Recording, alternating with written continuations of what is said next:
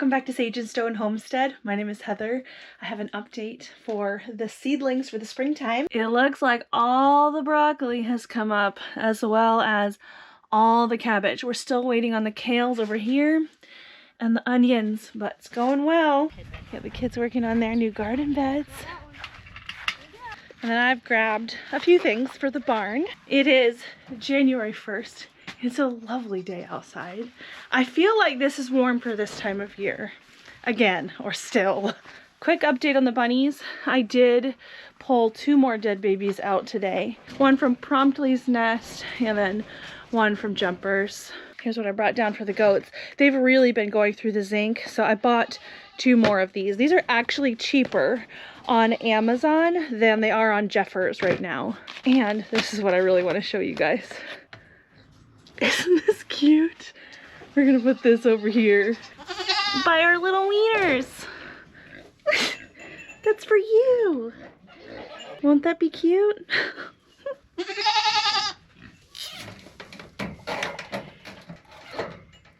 There, that's so cute. I love it. Aw. How are you girls doing? I did have to treat Nyx for a little bit of a cough. Our up and down temperatures are just a lot on the goats. I let her new owner know that she had a cough, and I'm not sure if they're gonna come pick her up this weekend or not, or just let her kind of recover and wait and see. The cough was the only symptom that she had, but little babies can go down fast, and I know that up and down temps are really hard on goats, so I just treated her out of an abundance of caution, and I'm not sad that I did it. She looks really good. You too spunky. They want their grain.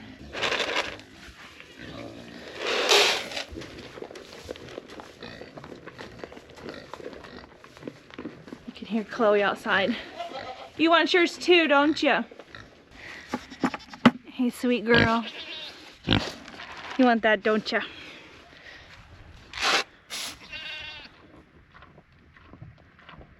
Hey, handsome boy, how's the top of your head looking? Can we see? It's hard to tell if he's starting to improve with the zinc or not. They have really gone through it, so one of these is for the boys. We'll feed him first to get him out of the way. Come on, boys.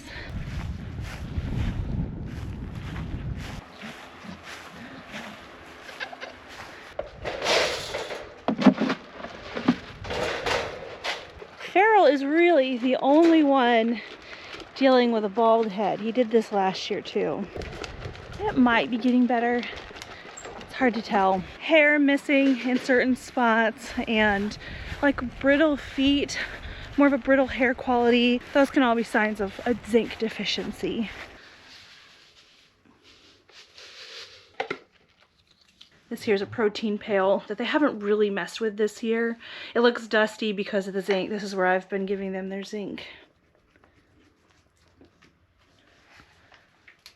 Are you camera shy today, sir? Yeah, just a little.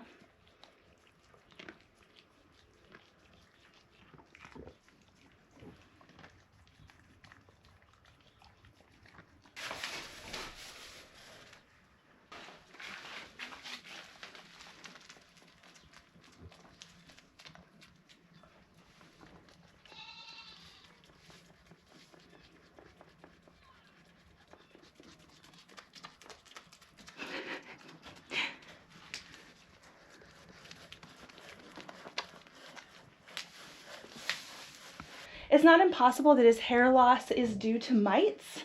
I wondered that last year. I think maybe there was another buck that also had a little bit of hair loss. It could have been Mooch.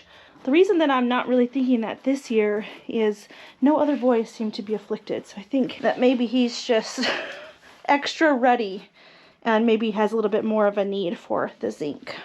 They also do have a scent gland in between their horns. He's been disbudded, but the gland is in between where the horns are, and they know it, and they try to spread their stink everywhere, and it could just be from rut behavior that's causing this kind of bald spot. But we'll keep the zinc out. If they want it or they need it, they'll take it. Now you gotta let me out. He's been a little bit bullish of me. You gotta let me out, Farrell.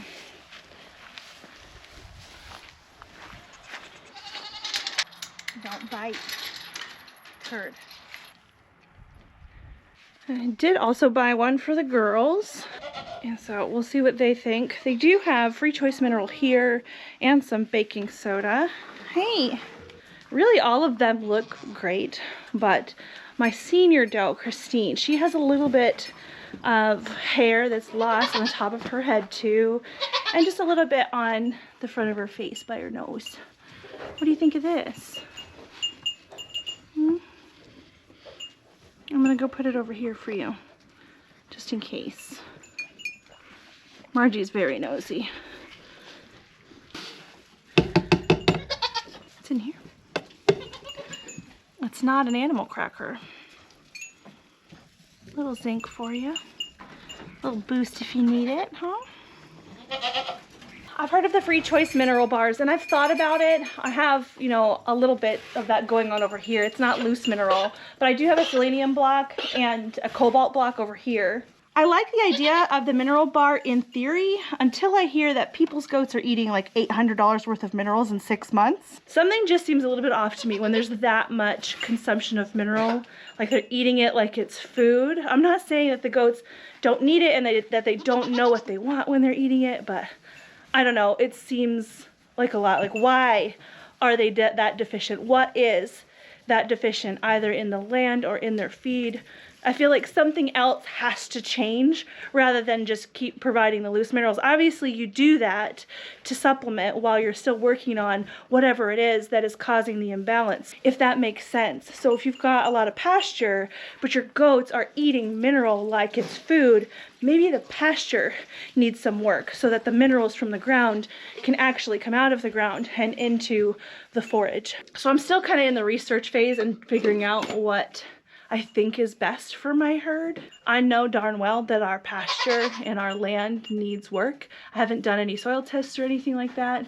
That's probably my goal. One of my goals for 2026 is to get a soil test done and work on my land versus just trying to put a band-aid on the problem, you know? Obviously, band-aids are necessary at a certain point, but I don't really want to live with a band-aid on, you know? Oh, we missed it. I just saw Christine over at the zinc. Yeah, everyone's kind of checking it out. The last time I fed zinc out to this barn, they really plowed through it.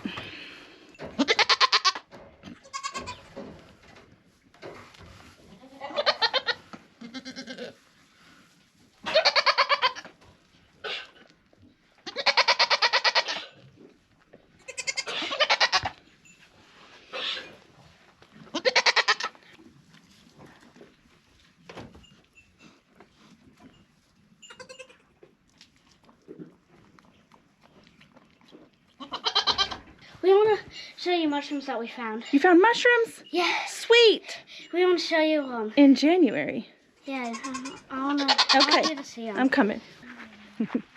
These guys have spring fever too. Oh, wow. They're purple on the other side. Oh my goodness, look at those. Found them. We don't know if they're Okay. poisonous or not. You have to always assume that they are poisonous. Yeah, look at it. It's Wow. pretty. It looks good. It looks really good. See how those gills are kind of purple? I am wondering if this is a wood blewit. It's just huge. Good morning. So it's been a couple of days and I have done some research, as you do, and I've spoken to a couple of people, and those mushrooms that the kids found in their garden do in fact look like wood blewits. And I have seen these mushrooms pop up on my homestead before, not in that exact spot, in a different spot, but a similar situation coming out of the bottom of a raised bed. And I was elated when I saw those mushrooms and knew that they were edible a couple of years ago, and I kind of expected to be able to harvest from them the following spring, and I never saw them again. So it's funny that we see wood blewits now, because I literally just bought this from North Spore. I bought wood blewit sawdust spawn to put in a couple of my beds, possibly the little enclosed fruiting chamber that I just bought. And apparently this is a more advanced species to try to cultivate. it's just popped up randomly on my homestead now twice. But really, I want to stress upon you the importance of knowing exactly what you're looking at before you go ahead and consume it. What I did was I took lots of pictures of that mushroom and cross-reference it with somebody that I know that actually is certified to forage and harvest mushrooms for restaurants. I looked online on different forums and things, not really much that was new, but things that were a little bit older, because new stuff now, it's kind of sketchy with AI and all of that. And I looked in the mushroom book that I have and cross-referenced that with what I knew myself, with what I knew I had already harvested before. And yeah, they're wood blewits. And I have some younger ones out there to show you now, because we weeded a little bit more around the beds and we could see that there's more coming up. Before we go out there though, I did get some mushroom culture of wood blewit again, and I want to inoculate this grain bag. This can take a couple of months to actually come to fruition, which is why I bought this. I often tell people to grow what you like eating. And one of the things that we really like eating are mushrooms. The problem with our outdoor environment for most mushrooms is it's pretty unreliable. We have a lot of wind, we have a lot of sun. The conditions can just be really harsh. I don't have a lot of shady spots that are ideal for growing mushrooms, especially at a rate that we like to eat them. So growing them inside works really well for us, and I haven't tried doing anything like this before. This is new for me. I know that ideally you have some sort of sterile chamber and all that. I'll do what I can with what I've got, but this is organic sterilized grain, millet, and I think barley and the like from North Spore. This says blewit liquid. Really interesting. We're just going to inject that straight into the bag. It's an alcohol prep pad, just so we don't introduce anything we don't intend to. Oh, it's a fat one.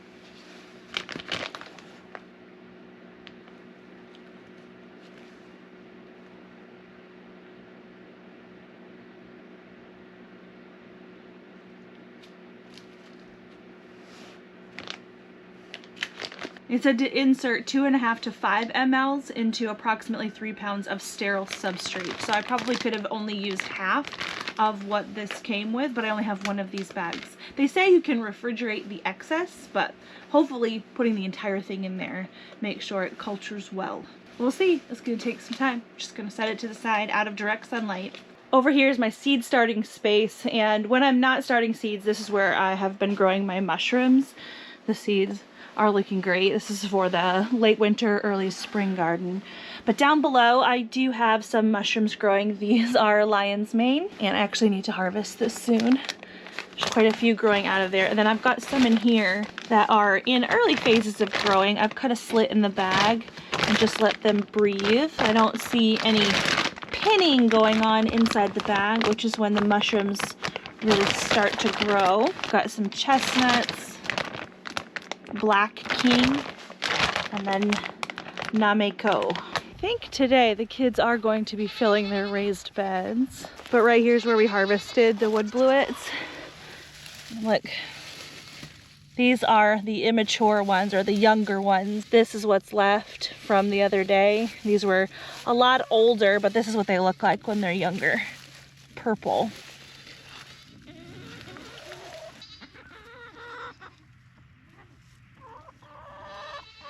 Aren't they neat? There's actually some coming from this side too. That's cool.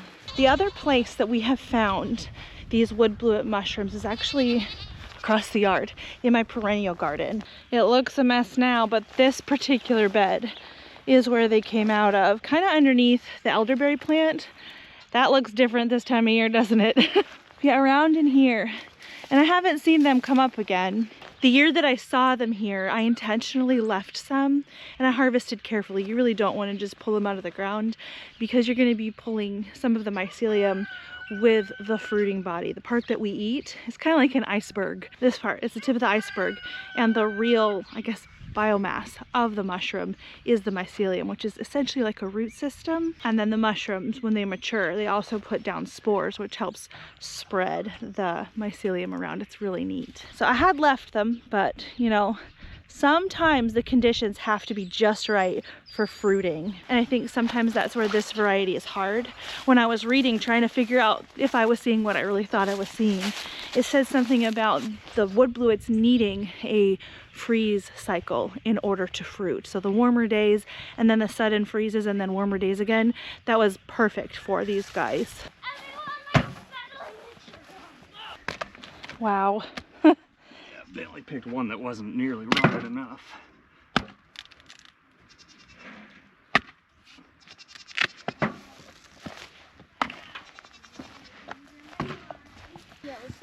Oh, did you guys see these mushrooms? I know. Yeah, there's one on one of the logs that we put in Addison's garden bed. Oh, those are really neat. Here's the other half of the log I stepped on. Lots of very interesting mushroomy finds in this video.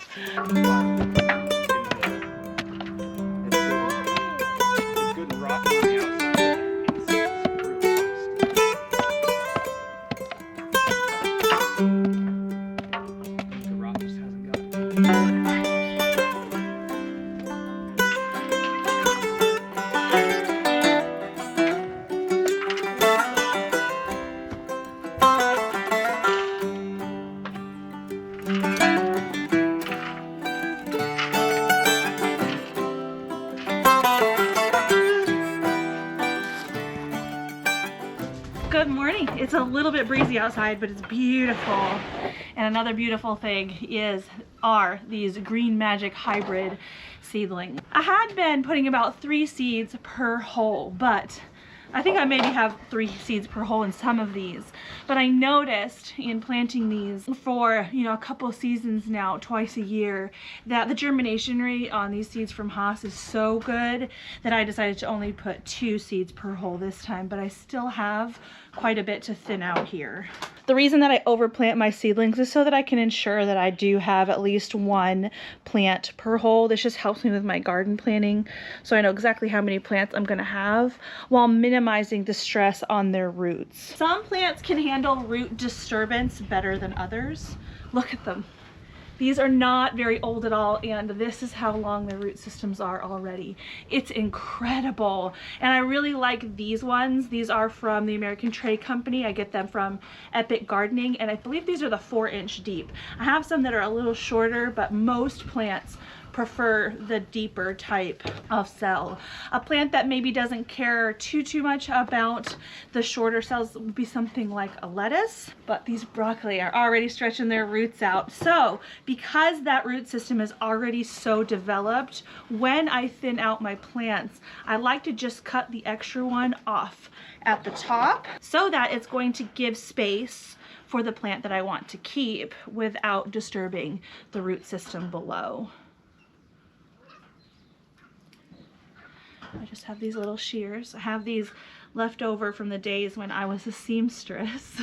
They're small and I can get into small spaces and try not to cut more than just the seedling I'm trying to cut off. These seedlings just barely are starting to get their true leaves in there. These big leaves here are called cotyledons. These are the seedling leaves. A lot of vegetable plants have 2 cotyledons. In my kids' biology class, we learned these are called a dicot. And a leaf that has 1 cotyledon, or a seedling that has 1 cotyledon, is called a monocot. Fun fact for you. While I'm going through here, I am not being too picky about what I choose. A lot of these plants are identical to each other, so sometimes I just base it on whichever one isn't leaning over to the side. Whichever one looks like it may be stronger. See how this one is laying down a little? I'll just take that one off and leave this one.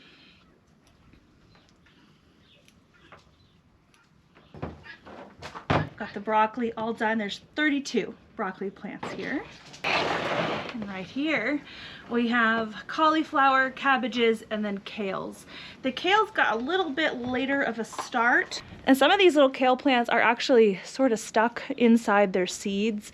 This is a relatively common problem, and this problem can be alleviated by having a humidity dome on top of the seedlings. I used to use humidity domes, but I found that in my setup they caused more problems. I used to deal deal with a lot of dampening off, which is when the seedlings are a little bit too wet and there's not enough airflow. They can kind of rot at the base. And I also used to deal with like basically algae growth on top of my soil, which isn't necessarily a problem, but it's not ideal. You can get things like fungus gnats. I prefer not to use a humidity dome now. But what I do when I see this happening is I will spritz water on top just to keep the humidity level a little bit higher. And you can also, a little bit of spit on your finger. Your spit has enzymes in it that help break down the fibrous outside of the seed. Sometimes you're able to, oof, that root system isn't very good anyway. That one just came right out. But sometimes you're able to lift that seed cap right off. So there's a piece of it. So we'll see how these guys do. The other brassica plants didn't have a problem coming out of their seeds, and a lot of the kale didn't have a problem, but some of it is struggling a little bit. Part of the size of the kale plants too is the fact that they took a little bit longer to germinate, which is normal. So we'll just thin these out as well while we're here. These here are some of the shorter pots. 8 purple of Sicily cauliflowers, 8 cabbages, 16 kale plants. Whoop, and extra water. These here are my onion seedlings. I planted the yellow candy hybrid onions. Last year we got our onions from Dixondale and I bought them as onion sets. I think onion starts. Sets are the second year plant. They're like the little mini onions that you can get at the store. And the onion plants actually have that green on the top of them still. They're narrower. The onion starts are first year plants, and ideally that's what you want to put in your garden if you're trying to get the bulb. The little sets you can buy at like the farm stores and things, you can sometimes get a decent harvest out of those. But the way onions work is they are biennial plants, and the second year is when they put on their flowers. So a lot of those plants will end up flowering, and when you get a flower stalk in your onion, it affects the size of the bulb. It's going to be smaller, and it affects the storage life. I have grown onions from seed, but it's been a while, and in my experience, onions handling of their roots a lot better than a lot of other plants. And so I'm not going to thin these out. I'll worry about that later, and we'll be able to actually separate out the different plants. But we've got good germination. I planted a couple seeds in each corner here. The goal is to have at least, I think, 72, 74 onion plants. I'm gonna have to try to remember exactly what my program said I could fit in the space that I'm going to be putting the onions this year. The planning program that I use is called Hortisketch Garden Planner. It's put out by Garden Savvy. I've been using it for several years. And one of the things I like about it most is you can go in there and you can make your bed the size that your bed is, and you can select onion. And depending on how you want to plant your onions, if you want to plant them in rows or you want to do more of a square foot gardening. So I told it I'm going to be planting onions about 5 inches apart in every direction. And when I map that out in the bed that I have designated for these plants, it tells me exactly how many plants I need to fill that space. So that's very useful. So I did that math with the help of the program and then planted the seeds accordingly. I'm going to have extras, but that's good. Hey, darling. My naked neck. She's one of the first chickens that we got. Here. There we go.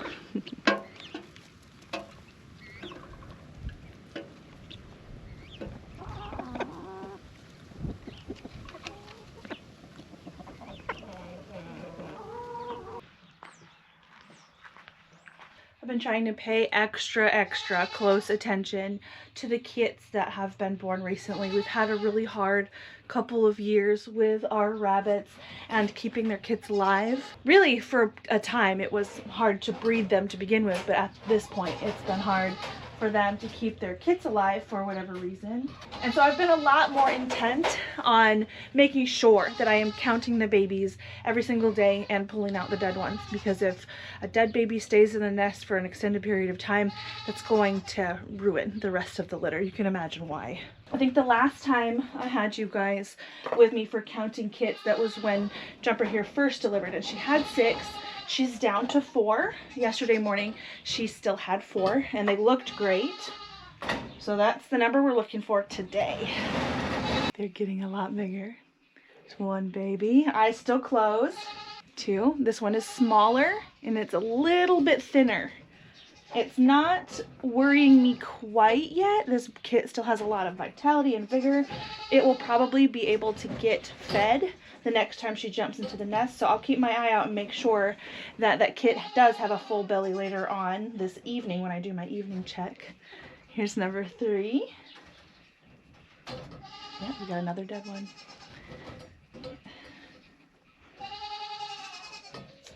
Now we're down to 3. This has been the theme, and I don't know why. I genuinely don't know why. Here's Promptly's nest. She has 6 kits.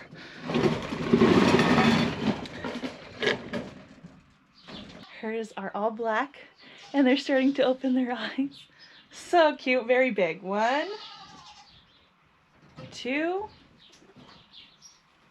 Woo! Goodness, 3, 4, 5. They're jumping all around in here. And then we've got a little runtling one, number 6.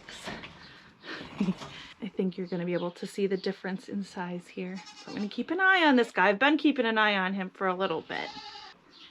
Not the roundest of bellies. He actually doesn't have his eyes open yet, but it won't be very long. It's not a hungry belly. There's some milk in there. So that was 6. Good job. Promptly did have 8 when she first kindled. Losses can happen here and there, and that's not abnormal. The second kit that she lost, it looked like she got into the nest box and smushed it. She's going in there right now. You see her? They're checking and making sure I didn't mess anything up. Beto here has 3 left out of the 6 that she had. Don't get me wrong, these are not great numbers. Just sharing with you what's going on as we are switching our rabbitry out from Californians to silver foxes. Look how big this baby is. Holy moly, good morning. 1, 2, and 3. That's the biggest one. Hers all look good. They all have one little runtling one. So that's the smaller one for Beto's litter. You can kind of see the difference. It's not as dramatic as with Promptly's. Really, once they have their eyes open and they're super, super vibrant, bouncing around, you don't have to check on them, but I'm doing it just because. Things can still happen, that's for sure. Bao is 6 for 6 on her kits. She's doing really well with them. I've got hair on my face. So I think I've decided, since Bao has been doing so well, I might hang on to her while we prove out our silver foxes. She has been a good rabbit. Really, Jumper has been a good rabbit in years past. I don't really know what's happening with her. Bao has 6. I'm surprised I haven't seen them out of the nest box. They've had their eyes open a little while, and they are feisty little babies. Woo, it's okay. Oh, if you're all right. Oh my goodness, don't jump out. Come here, let's see you. We've been calling them Bao's dumplings. And they're all in there. This one is kind of gray. Ooh, you're okay. We call this a Frosty. Hi, darling. Don't scream. You're all right. I know you don't know it, but you're fine. This is my favorite age. You're okay. Okay, okay. And we have Sausage here, who recently lost a litter of 10. We're giving her some rest time before I breed her again. I have been checking her mammary to make sure that she is drying up well, and she is. And so she'll be good to go once I give her body a little bit of recover time from her last litter. And then we have Dumpling. And I got a couple of comments when I mentioned that Dumpling is going in the freezer because she doesn't appear to be able to have babies. She has lifted very well for their buck twice in 2 separate breedings. She does nest, and then nothing happens. Normally I'll give a rabbit 3 strikes and then they're out. I give them that 3rd chance. But truthfully, I've never seen them lift like that, be successfully bred, and then not kindle anything. Usually the 3 strikes and you're out rule that I have goes for failed litters or litter sizes. I haven't had this happen before. This particular rabbit is heavily line bred. She's out of Bao. Bao is line bred, and so I bred back to the same buck too many times, and I think we've got an issue here. And so she is going to go to the freezer. There was a couple people that were concerned that she was going to the freezer simply because she's infertile or can't produce. And I think most of you know how farms work. There are some people that don't really understand that and can be a little bit judgmental when really this is just how farms work. We don't raise these for pets. I'm not breeding them to sell as pets. I'm breeding them so that I can put their babies in the freezer. And if the doe can't produce, she's just costing me money. And so I might as well recoup some of my costs and put her in the freezer and give this cage space to a productive animal. I know in a lot of different social medias you'll see a lot of rescues and people that are doing things like above and beyond, which isn't necessarily a bad thing. That might be what these people want to do, what these people want to show. The reality of farming is this. It's not necessarily what you see that is popular on the internet. This is what's real. This is what makes financial sense. And so it is what it is. We're a farm and not a rescue. I think one of the things that's a little bit confusing to some people is they see that we genuinely care about our rabbits. We want the baby bunnies to do well. We might even hug them, kiss them, and give them names.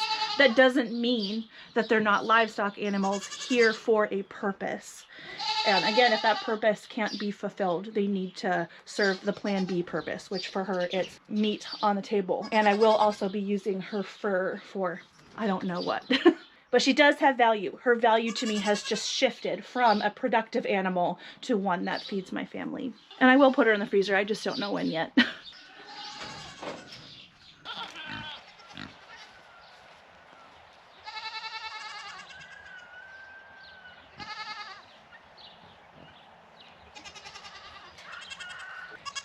Oh, if you guys are loud. Loud babies. Don't touch the fence. You know better. Nix was picked up and she went to her new home. So the 3 goats that are in this wiener pen here, it's my 2 meters and then Spunky. These are the 2 meat goats that we have right now, Kato and President Snow from the Hunger Games. And what's funny is these 2 goats right now are about 12 weeks old. They are the size of the 8-month-old Nigerian dwarves that we processed this past fall. That came from my friend Megan's house.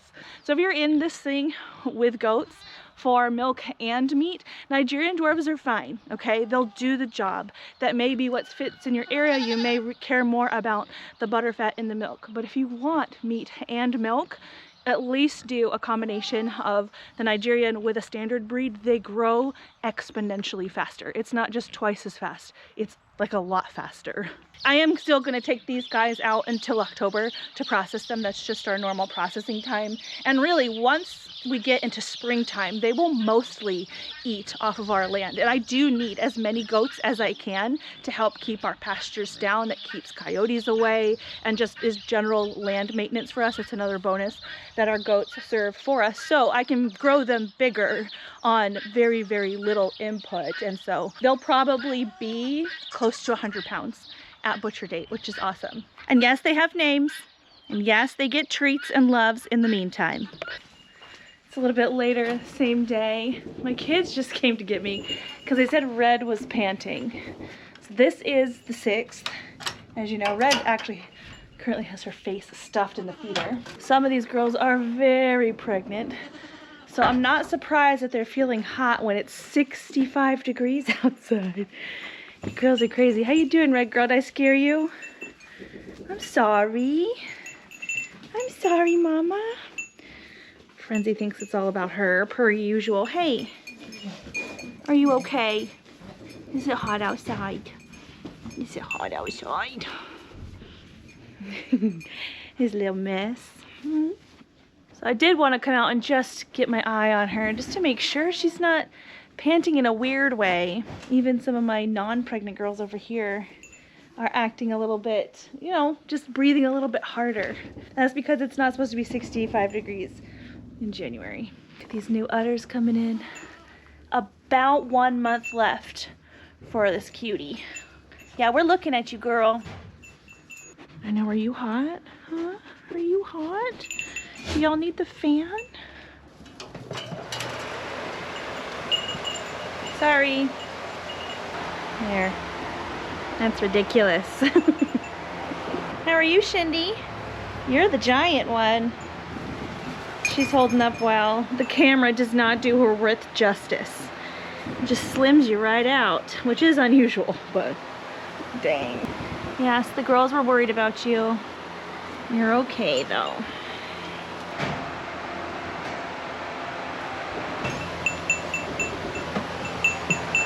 Good morning. So we're gonna do a little bit of an experiment. I got a thing. I'm sorry if this sound quality is different in an obnoxious way. I want to test out this little microphone. Lately, the audio quality on my videos has been bothering me. I know a lot of you say you don't care, but let's walk around a little bit, do some things, and give me some feedback down in the comments. I want to know what you think. One of the reasons I don't love microphones like this is that it looks presentery. And I don't want to come across like I'm trying to be an authority or something with anything. I just want it to seem like you're here with me, you're one of my friends, we're just doing life, we're just chatting. And if this obstructs that at all, I really do want to know. I need to show you this though, it's so funny. I was looking at my seedlings, the onions are standing a lot taller than they were, but look at that.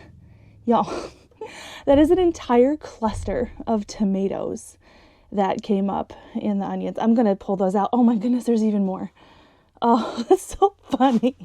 What happened is that this is the soil that I used in those seed trays, and it's just been sitting out here, so any kind of tomato could have gotten in there. Who really knows? Now you're gonna hear that rumble in the background. I don't know how much of that this is going to pick up, but that is the military installation training. That's not a mic issue.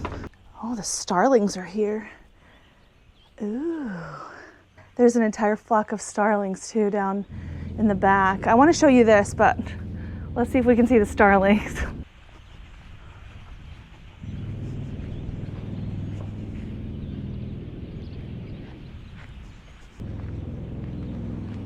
Wow. They're scattering.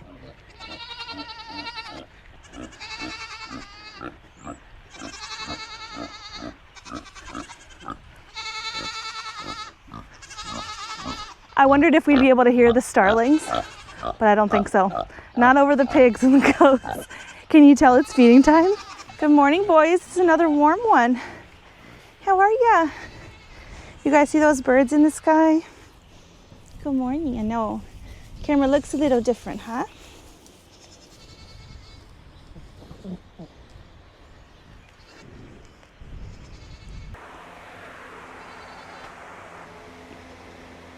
I haven't filmed a whole lot this week, and it's kind of unusual. I think I skipped like 3 days. Normally I film 5 or 6 days out of the week that I'm filming, but I've been a little bit obsessed trying to figure out how to do double knitting. So I know this isn't necessarily homestead related, but it is part of my life, and it's a big part of my life, my other creative side. I learned how to knit when I was 8 years old. My grandmother taught me. I actually learned knitting before I learned crochet, and the hats that I sell on my website, I have a hand crank knitter that I used for those, but this was hand knit with some needles. My bad elbow doesn't always allow me to knit the way that I like or crochet the way that I like, especially when I'm doing a lot with my arms, like hand milking or a lot of weeding and things in the garden. But this went very well. I spent like 2 whole days on it, and it's knitted at the same time, both sides. One's the negative of the other, and I wanted to show you. I don't know what this is. It's not even a trivet because it's made with synthetic yarn and I don't want to melt it, but it's cool anyway, right? So what I'm going to do is test this mic. I'm going to walk away and still talk to you. I'm going to keep the same volume of my speaking and see if this picks it up. Can y'all still hear me? How's it going? Can you hear the fan? I think that there still is some kind of critter that is digging in the beds in this greenhouse, and I don't think it's a cat. If you were with me last year during garden season, there was some kind of critter in the greenhouse that ate all of the wasps and wasp nests out of here. I loved it for that, but I'm a little bit scared that it is a skunk. I'm a little bit more okay if what we've got going on here is, goodness, what are they called? It's not an aardvark, it's not an anteater. What are those things? An armadillo. I'd be more okay if it was an armadillo. So this is what we're looking at here. Little dig marks. My husband said armadillos will dig little narrow holes. You can see it more so over here. This is the bed I really see it in the most.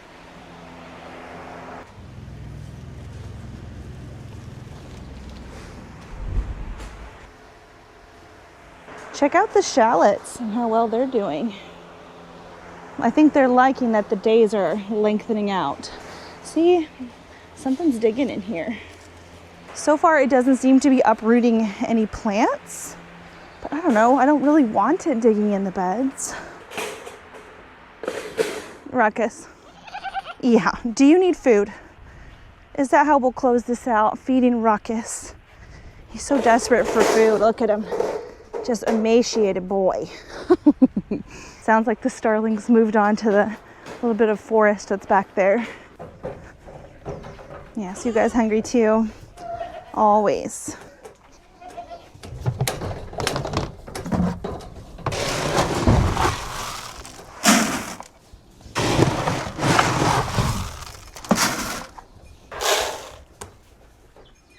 Go get it, honey. Look right here. I've been feeding these guys animal crackers. She knows that I'll feed her an animal cracker up here. There you go. Because these boys, they're really ravenous for the animal crackers.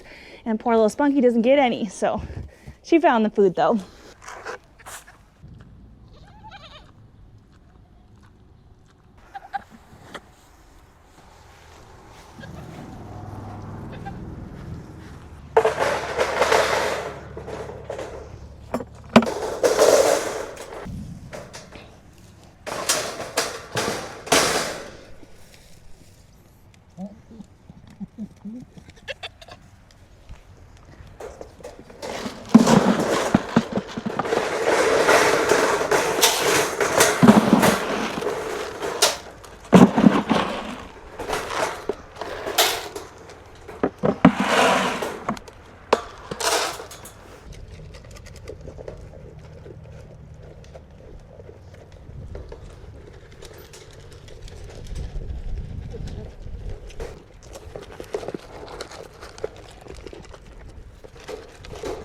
It's also a little breezy out today, so hopefully the cute little floof is working. I don't know if I like this yet.